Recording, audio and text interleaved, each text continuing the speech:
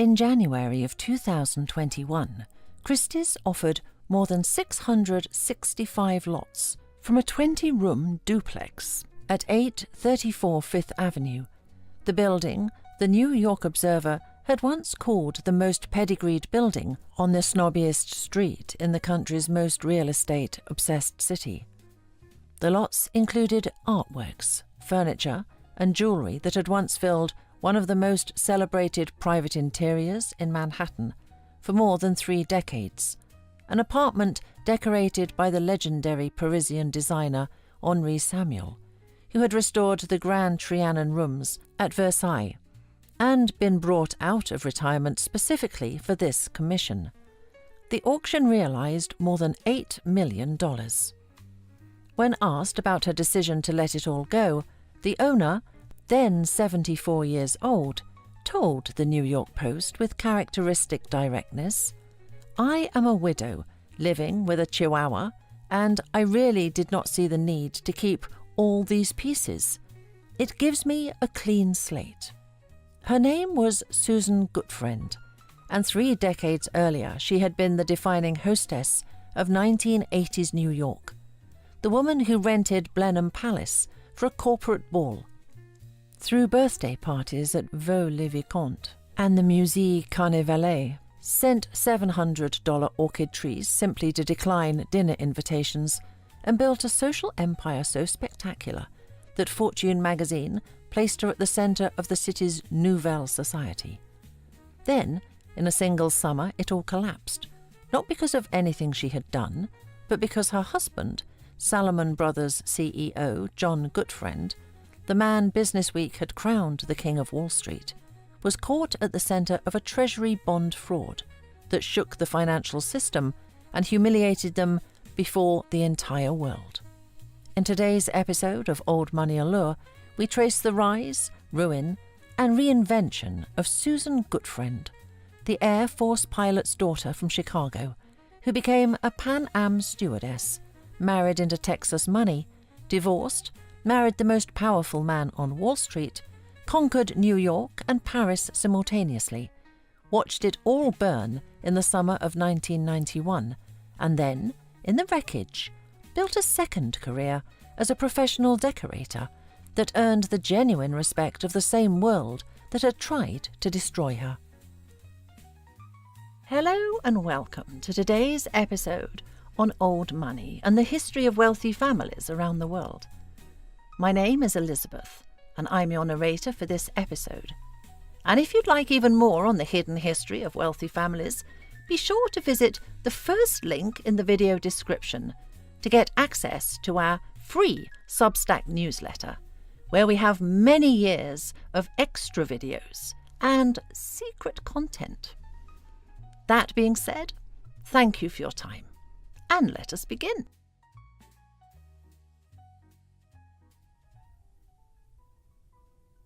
Susan Elizabeth Kaposta was born on January 30th, 1946 in Chicago, the only daughter among 5 children raised in a household shaped by military discipline and constant mobility.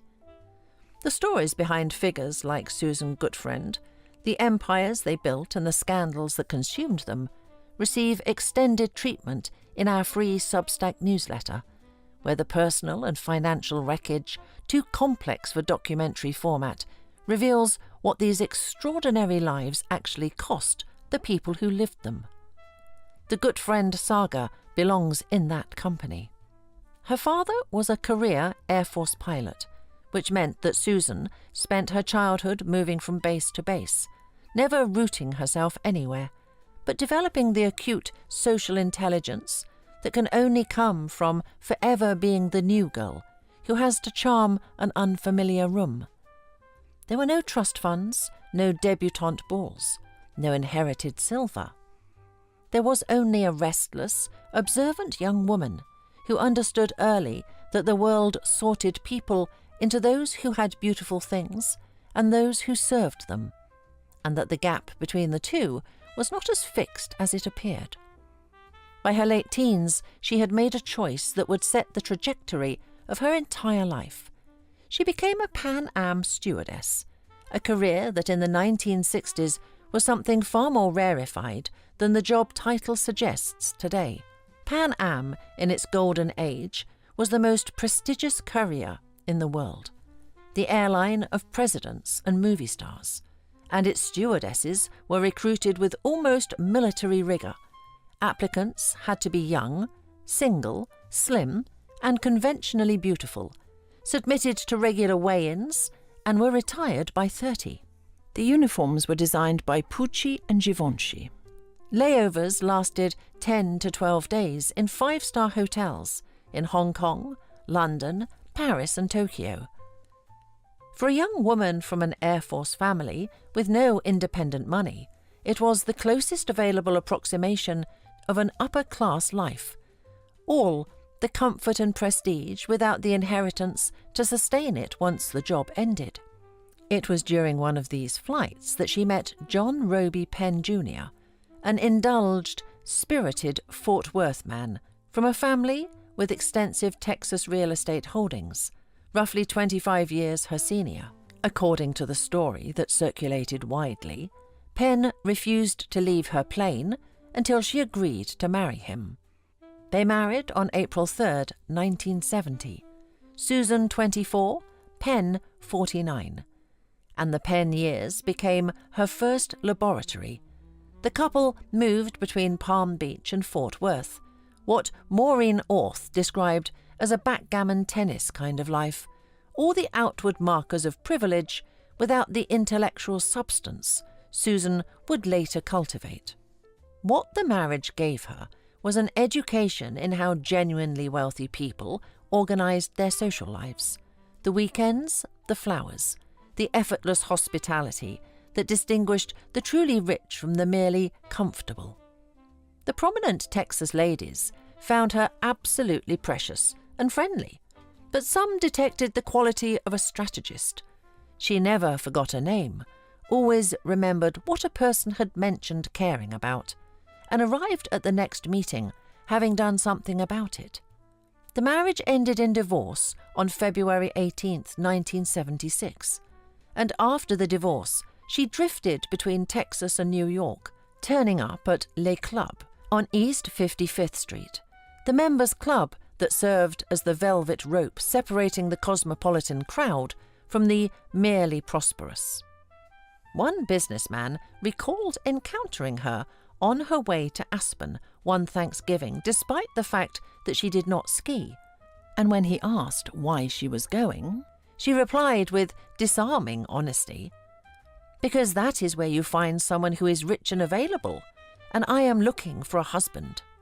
Women in her position did not usually say the quiet part out loud.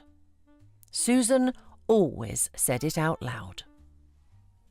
To appreciate what Susan Gutfreund transformed, you have to understand what John Gutfreund was before he met her. He was born on September 14, 1929 in New York, the son of a Westchester meat trucking company owner who sent him to Oberlin College, where he majored in English literature. He was smart, tough, and almost aggressively uninterested in the ornamental dimensions of life. He joined Salomon Brothers after graduation, worked his way up through municipal bond trading, made partner by 34, and married Joyce Lowe in 1958, the daughter of a Bear Stearns partner, a sensible match from the world of Wall Street families. His life with Joyce was resolutely professional. She cared nothing for fashion or grand entertaining, and John's identity was entirely consumed by the trading floor, where he was the man who, according to Michael Lewis, could challenge his top trader to $1 million game of liar's poker at breakfast and mean it as a greeting. Under his leadership, Salomon became the top dealer in United States Treasury bonds, the leading underwriter of corporate securities, and a pioneer in converting standard home mortgages into tradable securities, effectively inventing the mortgage-backed securities market. Billy Salomon, who had handed him the managing partner's seat in 1978, would later describe the transformation that Susan triggered as so dramatic it was startling to witness. By 1980, Susan Penn was installed in New York, and through a mutual friend she was introduced to John Gutfreund at dinner. Within a year, she had become his second wife, marrying him on February 5, 1981, 34 to his 51. Billy Salomon's description of John's reaction remains the most vivid. He was just like a man who had never had good sex before. It drove him bananas. He went bonkers. He loved it. He would even sit people down and tell them about it. John told institutional investor openly, "I met Susan and married a couple of years after that. And because Susan was so different from my first wife and different from me, my horizons opened up." For Susan, the marriage was the culmination of everything she had been engineering since the flight attendant years, because John Gutfreund was far more than rich, having personally cleared $40 million when Salomon went public and earning $3.1 million annually by 1986 as the highest-paid CEO on Wall Street, but institutionally powerful in a way that translated directly into social currency. As Barbara Hauer put it, she thought that by landing him, she had a carte blanche that allowed her to operate like nobody else.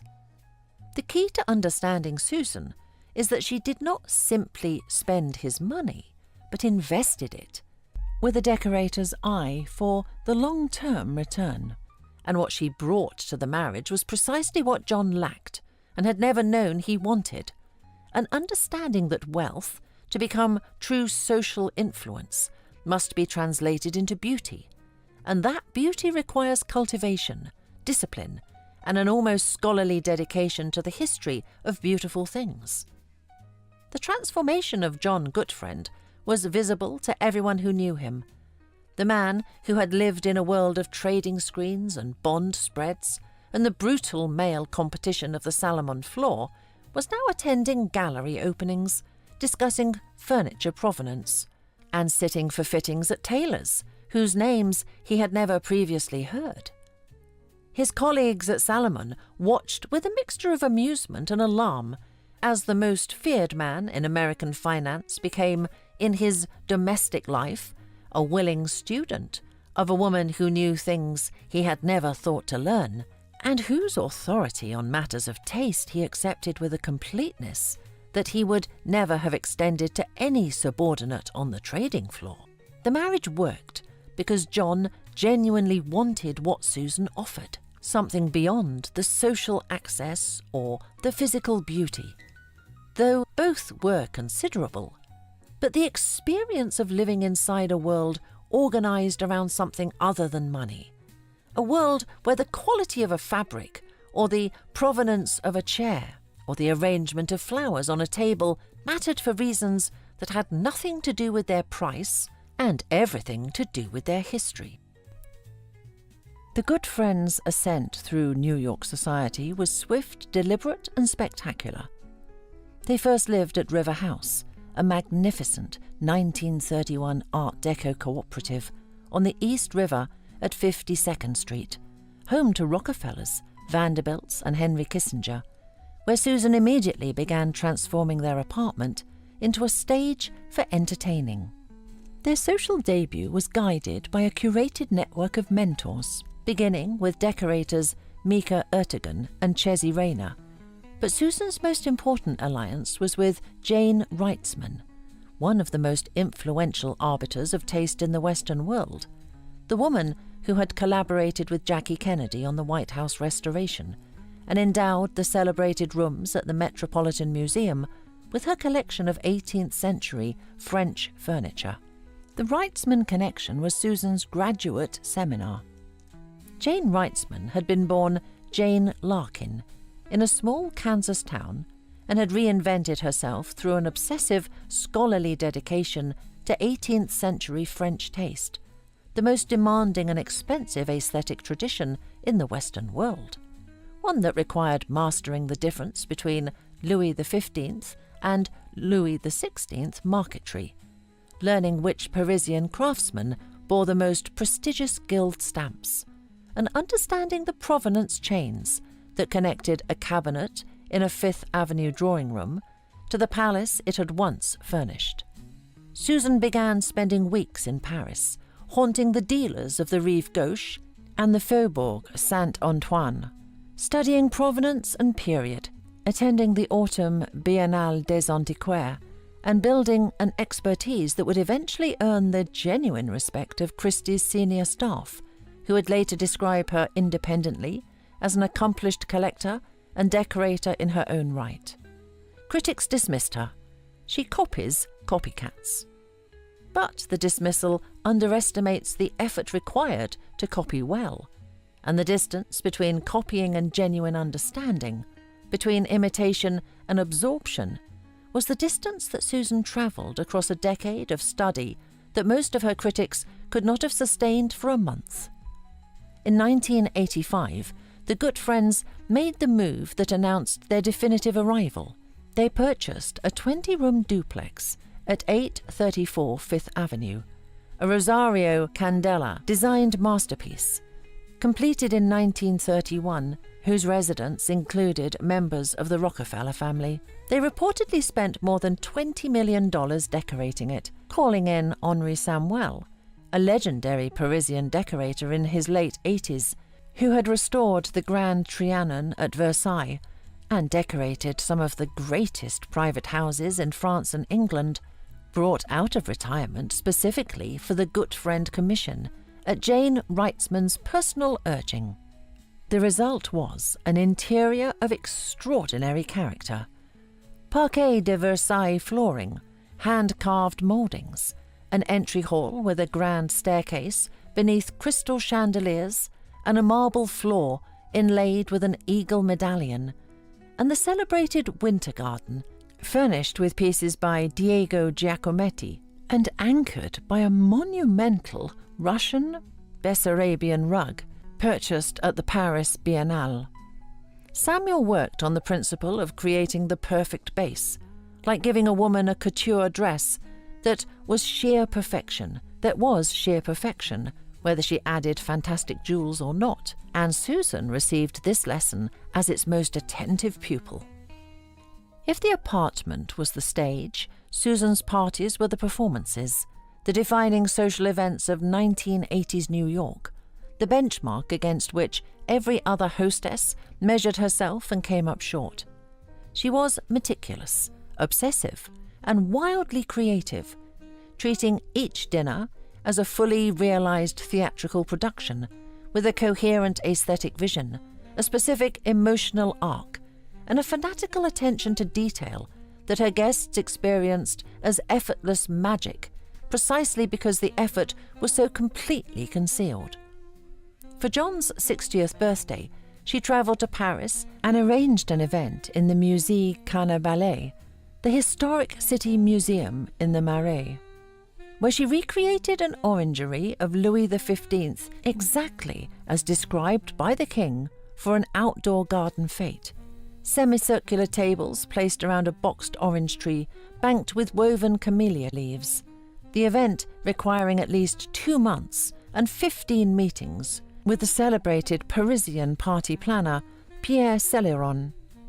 In 1983, the Gutfreunds rented Blenheim Palace, the ancestral seat of the Dukes of Marlborough, birthplace of Winston Churchill, and a UNESCO World Heritage Site, for a Salomon Brothers ball.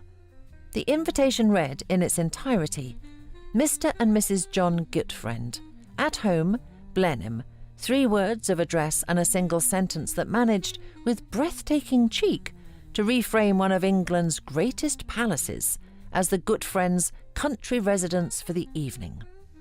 For John's 55th birthday, she chose Vaux-les-Vicomtes, the chateau outside Paris that Nicolas Fouquet had built to impress Louis XIV with his taste, and was subsequently arrested at the zenith of his glory, charged by the king with misappropriating state funds to finance the very entertainments that had made him famous.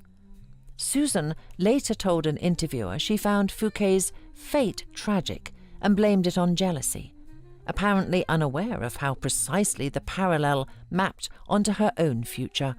Within years, her own husband would be brought down by financial misconduct, and the lavish entertaining would be recycled by the press as evidence of the decadence that had made it possible.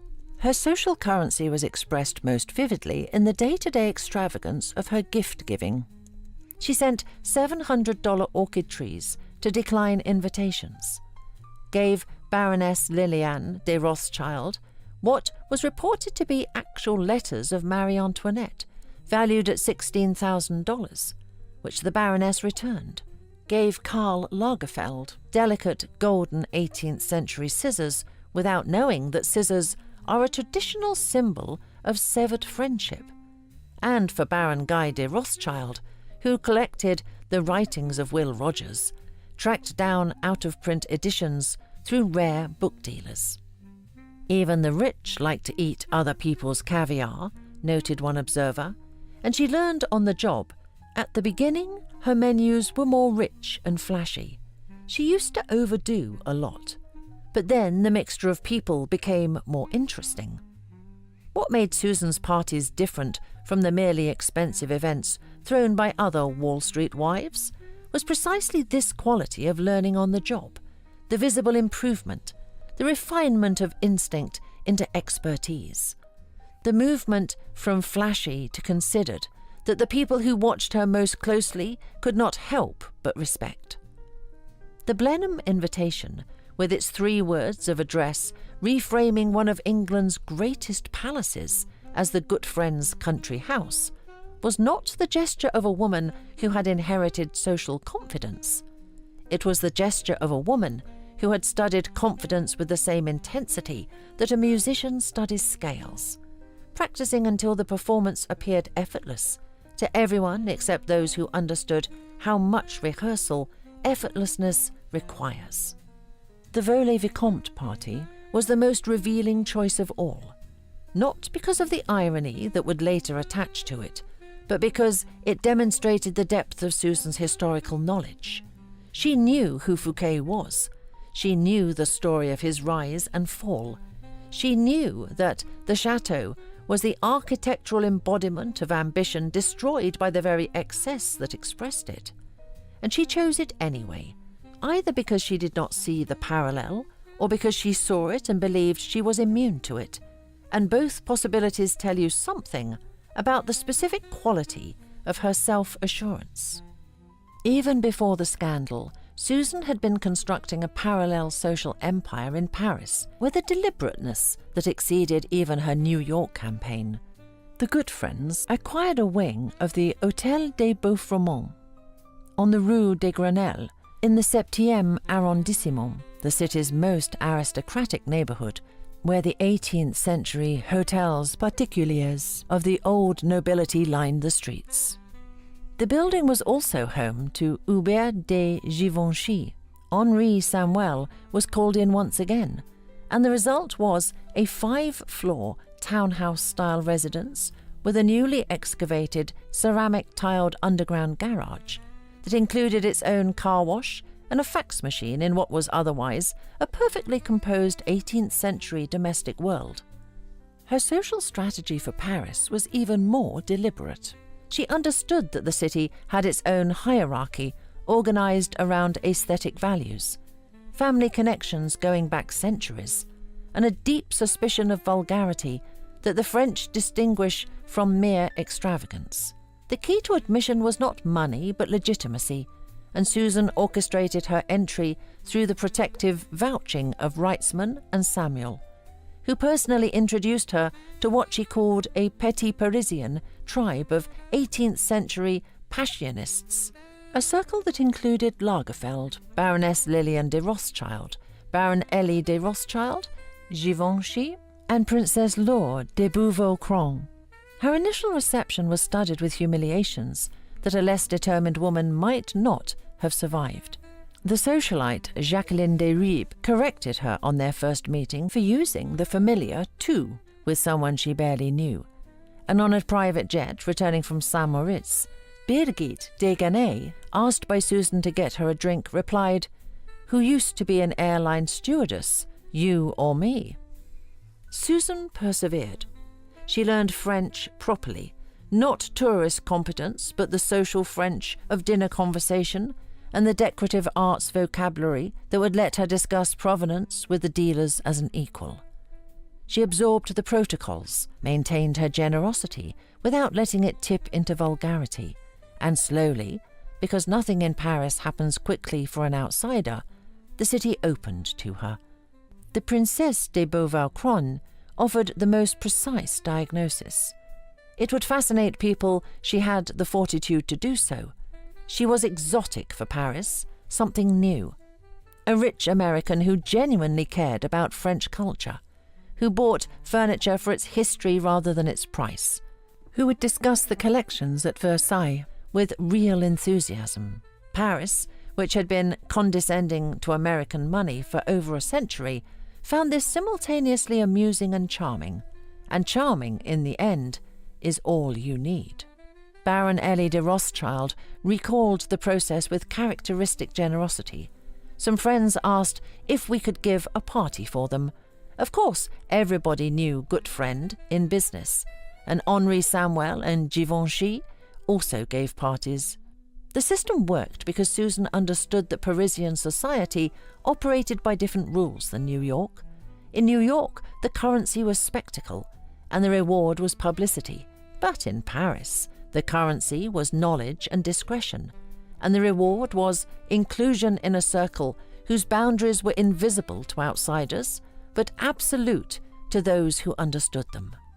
Susan's willingness to submit to correction, to absorb humiliation without retaliating, and to continue presenting herself with enthusiasm and generosity in a city that was frequently unkind to ambitious Americans was, in its own way, as impressive as anything she accomplished in New York, because it required a quality that her Manhattan critics never credited her with: genuine humility in the presence of people who knew more than she did, and whose approval could not be purchased.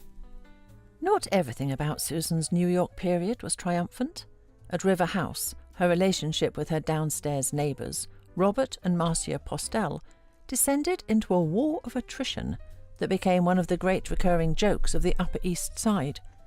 Susan installed a winch on the Postels' rooftop to hoist a 22-foot Christmas tree up the side of the building and directly into her two-story apartment, an operation that presumably left the Postels' terrace looking like a logging yard. She reportedly extinguished the light above the door leading to the Postels' penthouse because she wanted arriving guests to believe she occupied the top floor, with the result that a parade of formally dressed strangers, including, on one occasion, Hubert de Givenchy himself, stepped off the elevator directly into the Postels' living room. The climax arrived at 2 a.m. when a group of party guests, one of them carrying a harp, knocked on the Postels' front door. And Robert Postel answered in his jockey shorts and told the bewildered musicians, "Sorry, it's not my time to go." Donald Trump, who observed Susan's management of John at close range, delivered the verdict that became famous: she is doing surgery on his wallet. One woman who spent significant time with the couple observed she would tell him what to do, that he had no taste. John Gutfreund was terribly henpecked. Whether henpecked was entirely fair for a man with a titanium ego who had survived decades on the most ruthless trading floor in the world is debatable, but John knew he knew nothing about beauty, and he trusted Susan completely on the subject. By the mid-1980s, she had become what Fortune described as the central figure of New York's Nouvelle Society, the generation of ultra-wealthy women who had reinvented the tradition of the great hostess for the Reagan era, and night after night, on the arm of John Gutfreund, she would sashay into events dressed in Christian Lacroix gowns and fill the room with the particular electricity of someone who was both completely in control and completely in love with the spectacle she was creating. The River House years and the 834 Fifth Avenue years together constituted a decade of social performance at a level that New York had not seen since the great hostesses of the Gilded Age, and the comparison was not accidental. Susan understood herself to be operating in a tradition that included Alva Vanderbilt, Tessie Ulrichs, and the women whose entertainments had defined the social calendar of an earlier era of American wealth, and she brought to that tradition the specific innovation of a woman who had entered it from the outside and therefore understood its mechanisms with the analytical clarity that only an outsider can possess. She knew, because she had studied it, that the function of a great party was not entertainment but social architecture, the construction of relationships and obligations and debts of reciprocity that would hold together long after the flowers had been cleared and the musicians had gone home. And the fact that she built this architecture with genuine aesthetic intelligence, rather than simply throwing money at caterers, was the distinction that separated her from the dozens of other Wall Street wives, who spent as much or more and achieved nothing lasting. The scandal centred on Paul Moser, Salomon's head of government bond trading, who beginning in 1990 submitted bids in excess of what Treasury rules allowed.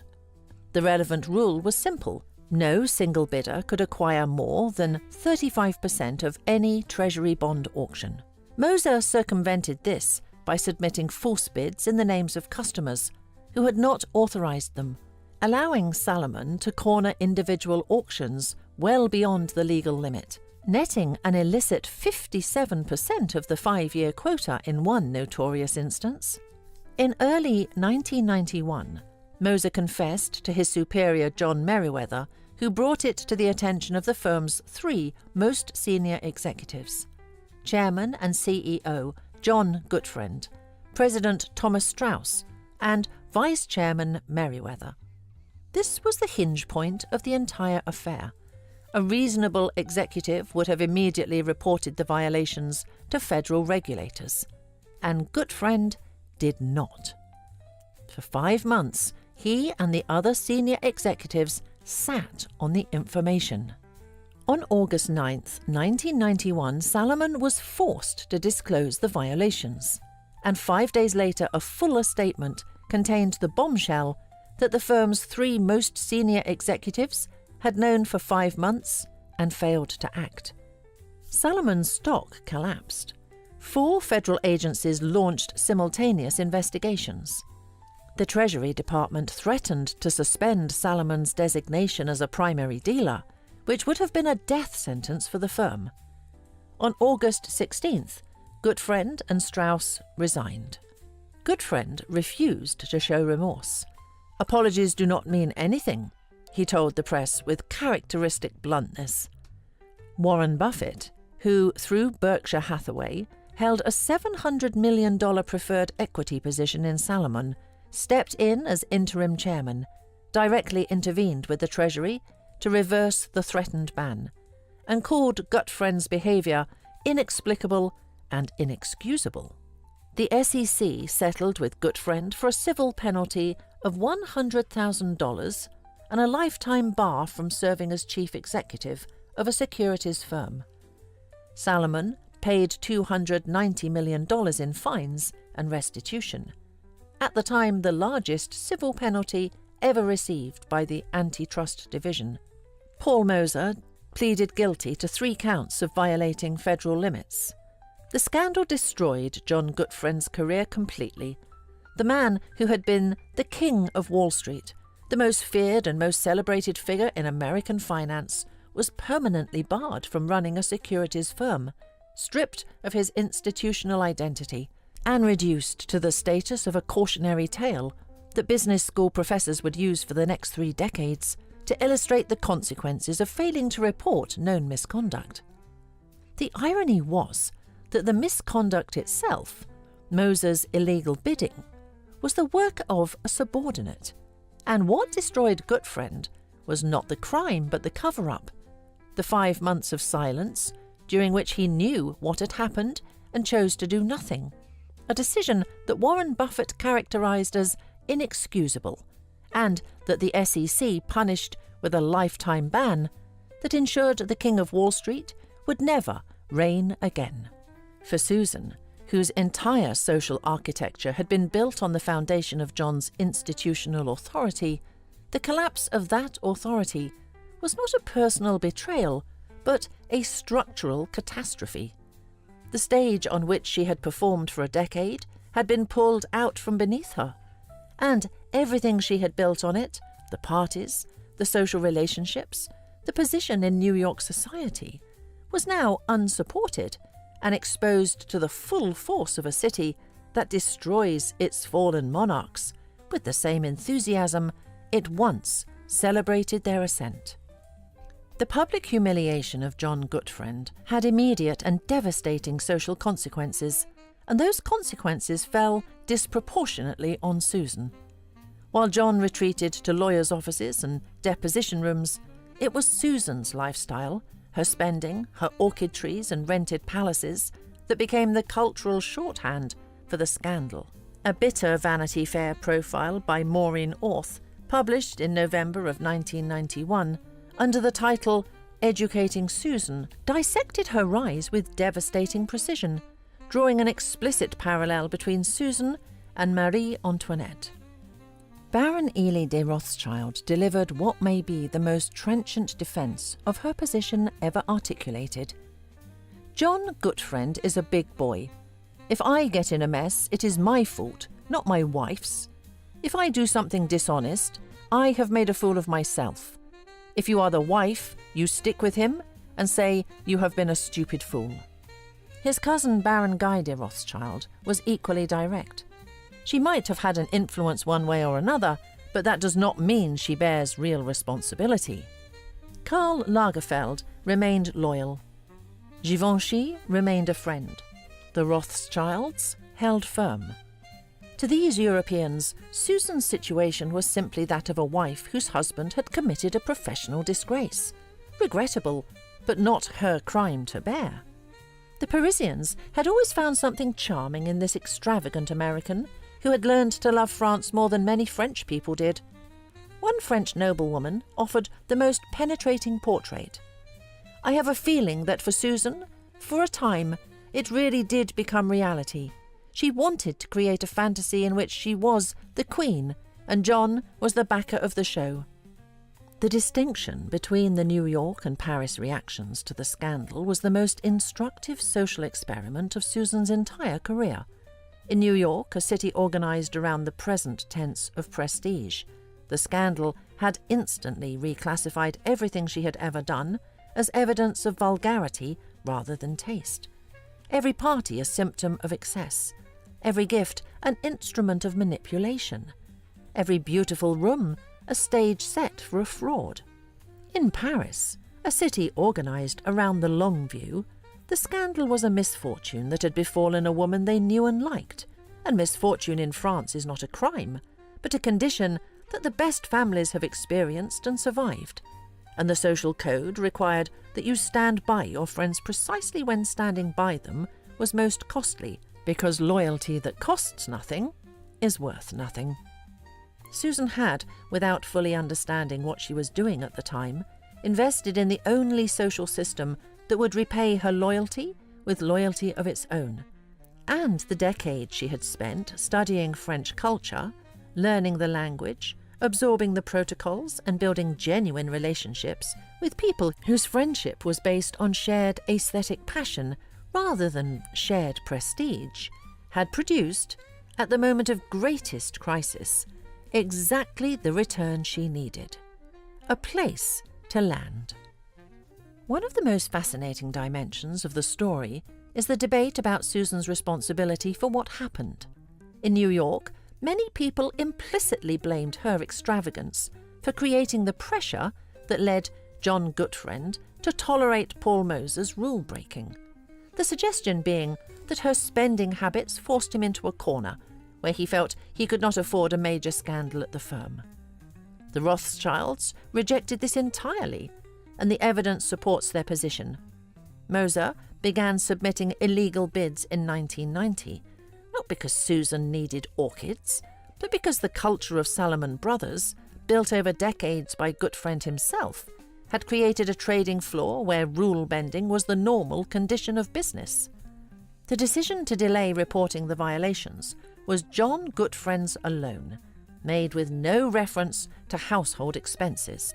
What Susan actually represented in the cultural narrative of 1991 was a displacement mechanism.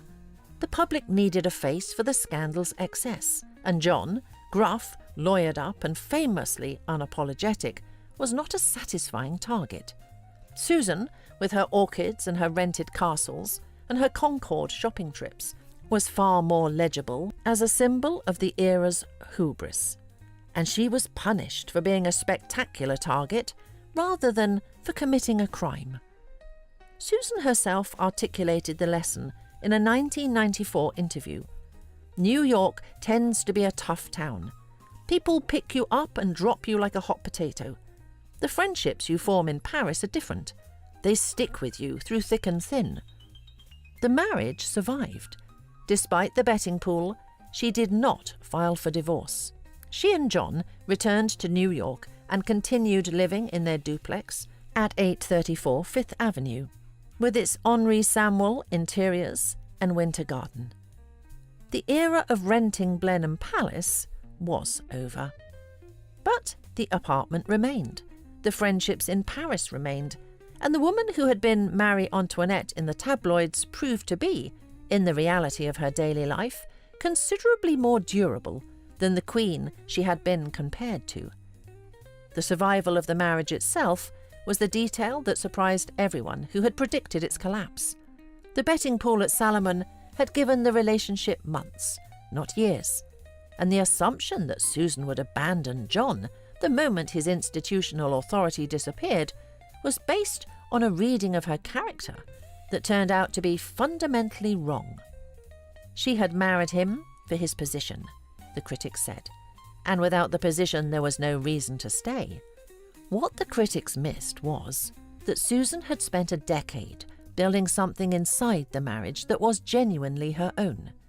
The aesthetic world of the apartment, the Parisian relationships, the expertise in French decorative arts, the identity of a hostess and collector that had started as a performance of her husband's wealth and had become, through years of study and effort, something she possessed independently.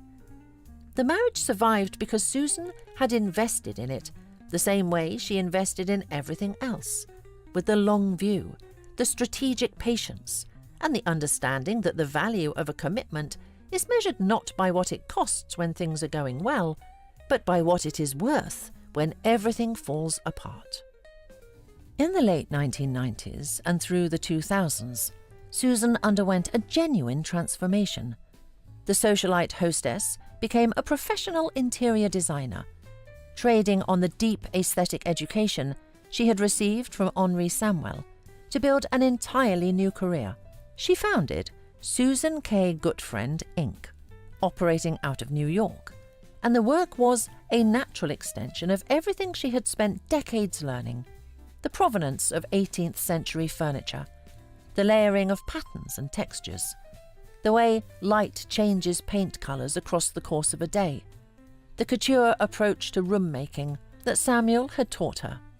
She declared in an interview, "I really love the high-low," and the woman who had once borrowed museum-worthy antiques for parties now said she was spending more time at IKEA than at couture shows, a statement calculated to signal change and persuasive enough that the design world took her seriously.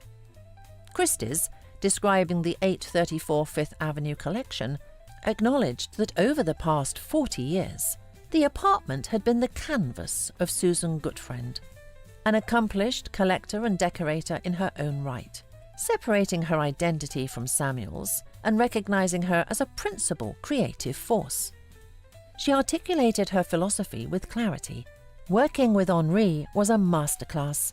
He was like the opera star who had sung all the best arias in all the best opera houses, and the lessons she drew were practical: lightening up by dressing down, making silk materials in cotton, using slip covers to change the mood for the season. She also understood the emotional dimension. "I do not think a room works unless some things are a little off. If everything is prescribed, it does not have the same charm or comfort." Designer Jeffrey Bill Huber described her collecting instinct as genuinely scholarly, What is fascinating about Susan is she has always been a great student and amazingly inquisitive about the origin, the history, the provenance of something. The second career was not a consolation prize. It was the conversion of decades of aesthetic education into a professional identity that did not depend on her husband's position, his money, or his institutional authority for its validation. And the fact that Christie's senior staff, dealers in Paris, and practicing designers all acknowledged her expertise independently of the Gutfreund name was the most meaningful vindication available to a woman whose taste had been dismissed for 20 years as the spending of a social climber. John Gutfreund died on March 9, 2016, of pneumonia at New York Presbyterian Hospital at 86. He remained to the end a figure of Wall Street mythology, the villain and hero of Liar's Poker, the man who had transformed Salomon Brothers into a global colossus and then presided over its most catastrophic scandal. His obituaries balanced respect for his financial intelligence with acknowledgement of his failures. After his death, Susan listed the 834 Fifth Avenue apartment for $120 million, at the time the priciest listing in New York. The price was described by one broker as absurd and by another as offensive. It was reduced in stages. First to $96 million, then $68, then $59, and finally sold in late 2019 to investor Stanley Druckenmiller for $53 million, a more than 50% discount that was its own commentary on the distance between 80s excess and contemporary taste. The Christie's auction of 665 lots in January of 2021 realized more than $8 million, and a separate silver auction generated $940,000. She maintained genuine philanthropic commitments throughout.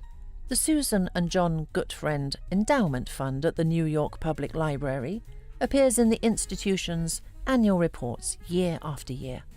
She has been active with the UN Women for Peace Association, and she has been a regular supporter of the Frick Collection.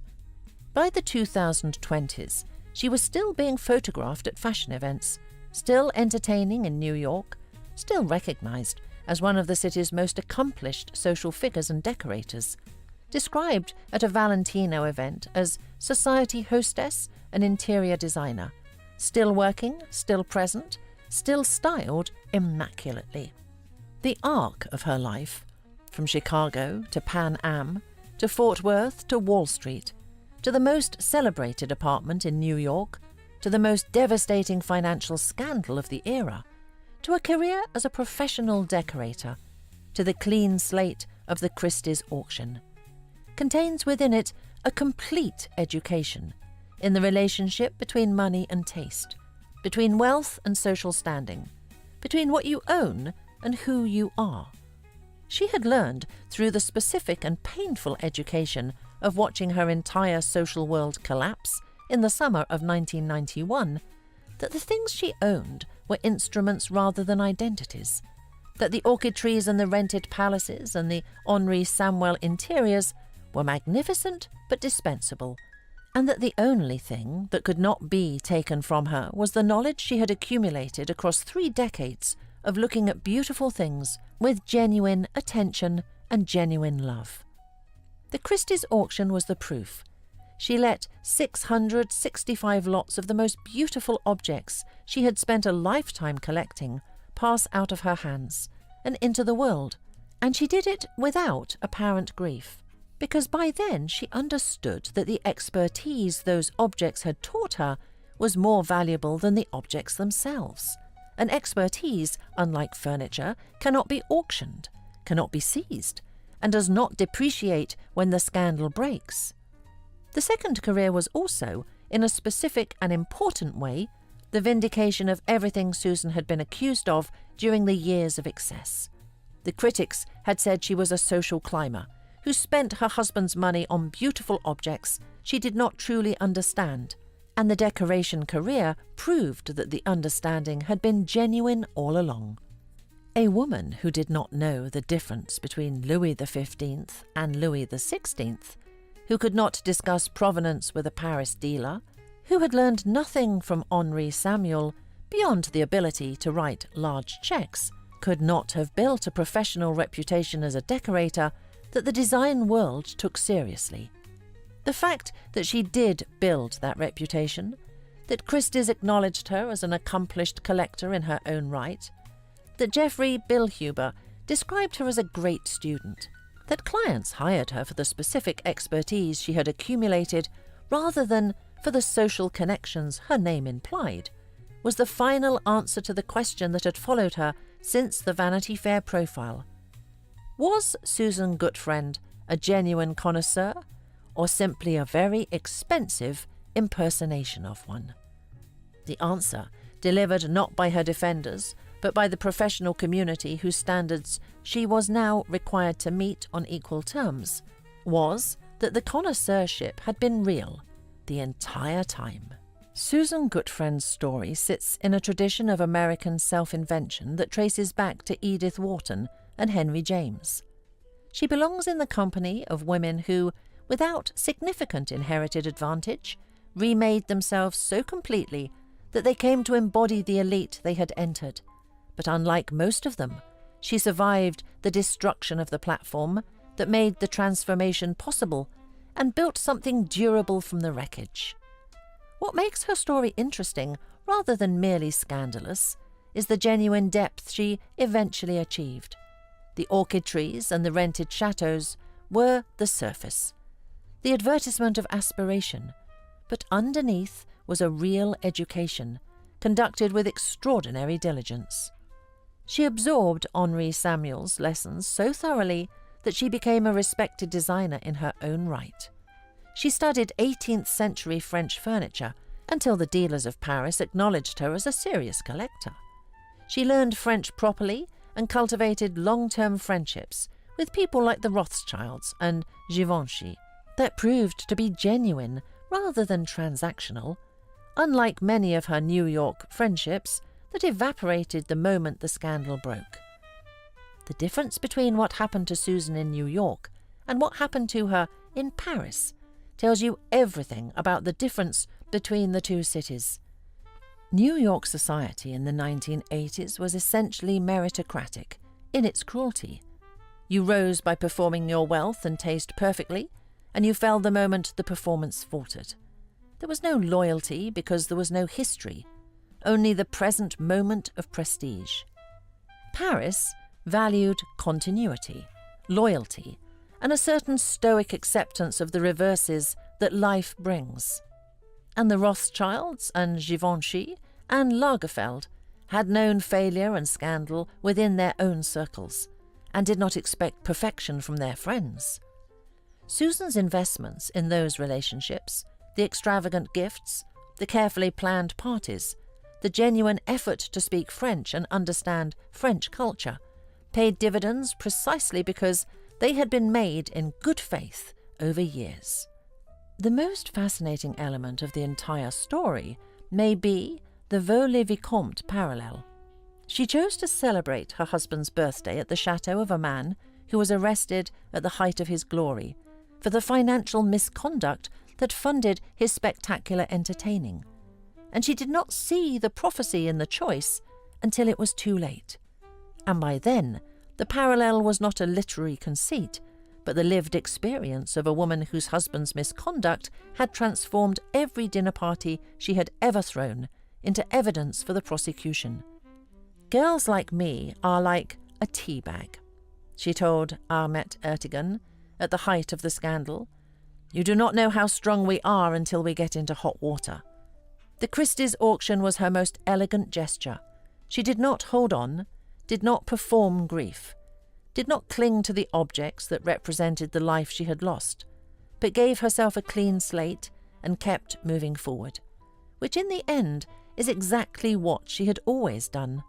From Chicago to Pan Am to Fort Worth to New York to Paris and back again.